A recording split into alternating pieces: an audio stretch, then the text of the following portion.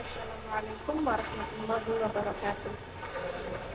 Indonesia sebagai negeri yang kaya akan budaya dan suku bangsa yang beragam menjadikan Indonesia memiliki banyak bahasa yang digunakan. Hal ini menjadikan Indonesia harus memiliki suatu kebijakan dalam berbahasa. Untuk itu, kami dari kelompok 8 akan memaparkan mengenai kebijakan bahasa di Indonesia. Saya Vita Wisnaya dengan NIM 2111421024. Saya Evatul Mauzah dengan NIM 2111421023. Kebijakan bahasa di Indonesia tidak terlepas dari ciri multilingual yang ada di Indonesia. Karena keberadaan bahasa di Indonesia tidak hanya sebatas bahasa nasional saja, namun meliputi bahasa daerah dan bahasa asing yang digunakan dalam komunikasi sehari-hari.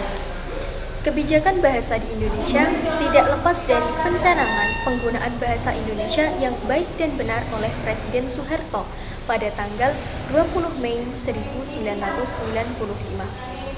Kebijakan bahasa di Indonesia berlandaskan pada yang pertama, Sumpah Pemuda pada tahun 1928 yang menempatkan bahasa Indonesia sebagai bahasa persatuan atau bahasa nasional.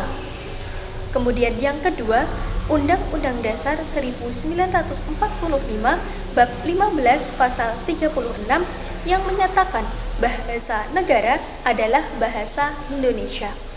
Yang ketiga, ketetapan MPR tentang GBHN menyangkut peningkatan pemakaian bahasa Indonesia yang baik dan benar. Yang keempat, Instruksi Menteri Dalam Negeri Nomor 20 Tahun 1991 tentang pemasyarakatan bahasa Indonesia dalam rangka pemantapan persatuan dan kesatuan. Yang kelima, Instruksi Menteri Pendidikan dan Kebudayaan Nomor 1/1992 pada tanggal 10 April 1992 tentang peningkatan usaha pemasyarakatan bahasa Indonesia. Yang keenam, Surat Menteri Dalam Negeri Nomor 434/1021/SJ pada tanggal 16 Maret 1995 tentang penertiban penggunaan bahasa asing. Yang ketujuh, pencanangan penggunaan bahasa Indonesia yang baik dan benar oleh Presiden Soeharto pada tanggal 20 Mei 1995 untuk mempertahankan bahasa Indonesia. Kemudian, kedudukan dan fungsi bahasa di Indonesia. Kedudukan dan fungsi bahasa di Indonesia, yang pertama, bahasa Indonesia.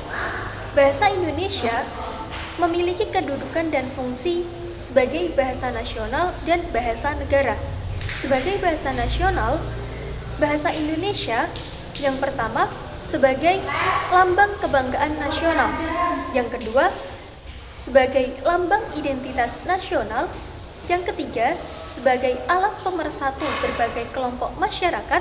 Yang keempat, sebagai alat perhubungan antar suku, antar daerah, dan antar budaya di Indonesia. Kemudian, bahasa Indonesia sebagai bahasa negara memiliki kedudukan dan fungsi sebagai yang pertama, bahasa resmi kenegaraan, yang kedua, sebagai bahasa pengantar dalam dunia pendidikan, yang ketiga, sebagai alat perhubungan tingkat nasional, yang keempat, sebagai alat pengembangan kebudayaan dan ilmu pengetahuan dan teknologi. Yang kedua, bahasa daerah.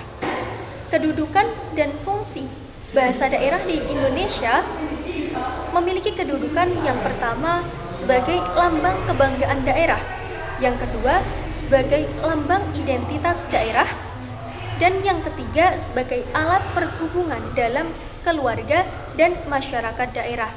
Sedangkan untuk fungsi bahasa daerah di Indonesia sebagai yang pertama, pendukung bahasa Indonesia, yang kedua sebagai bahasa pengantar di sekolah dasar, kemudian yang ketiga sebagai alat pengembangan serta pendukung kebudayaan daerah.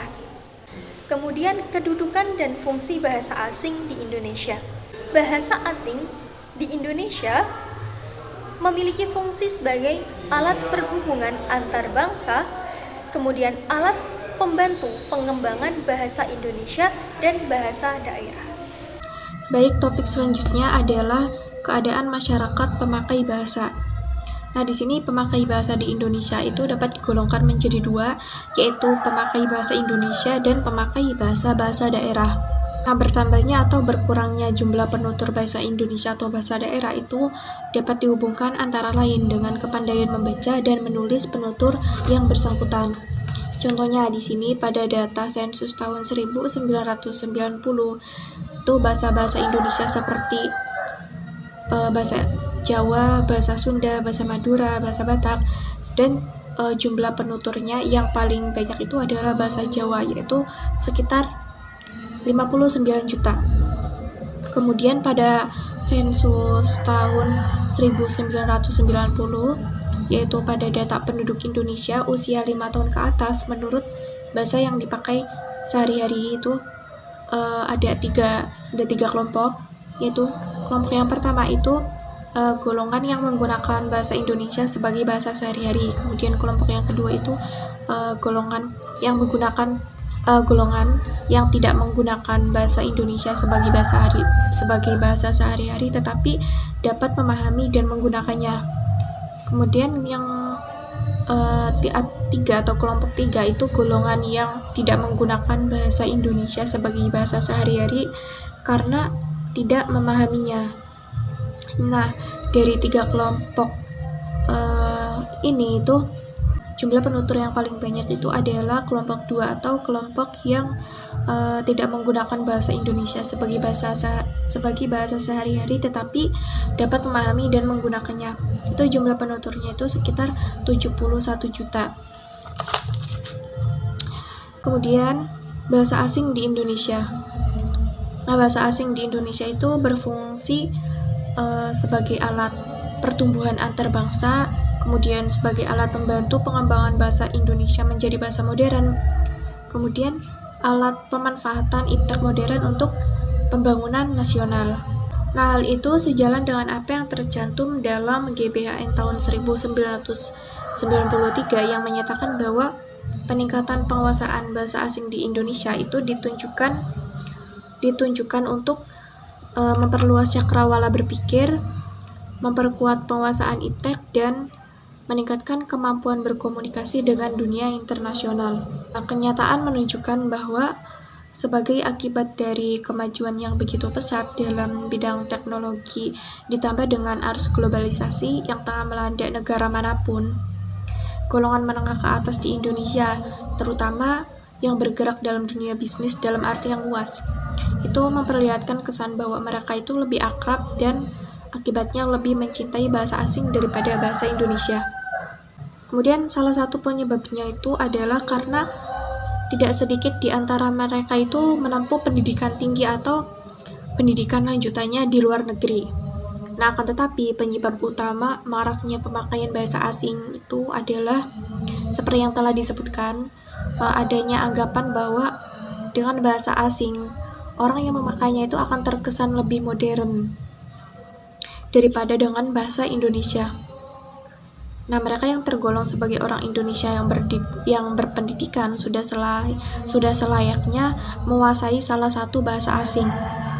Namun, hal itu tidaklah berarti harus merugikan, apalagi mengalahkan bahasa Indonesia. Bahasa asing haruslah dimanfaatkan untuk memperkaya bahasa Indonesia, terutama dalam hal kosakata dan peristilahannya.